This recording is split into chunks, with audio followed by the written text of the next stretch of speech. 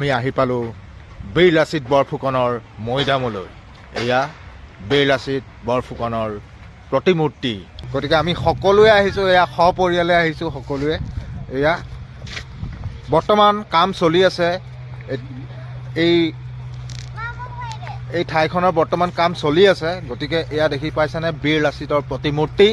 এয়া এইটো সম্পূৰ্ণ হ'লে আৰু ভাল লাগিব। বৰ্তমান আমাৰ এতিয়া কাম চলি আছে। এয়া দেখি পাইছেনে, এইটো বিৰাট ডাঙৰ পাৰ্ক হ'ব। এইফালে দেখি পাইছেনে, ইয়াত কিন্তু লাচিত দিৱসত বহুত অনুষ্ঠানো পাতিছিলে।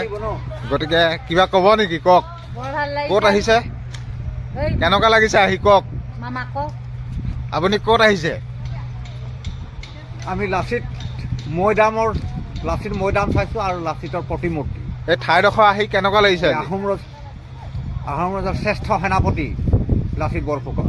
হয়, শ্ৰেষ্ঠ সেনাপতি, মোগলক পৰাজয় কৰি অসম ৰক্ষা কৰিছিল। এইজনেই হ'ল লাচিত।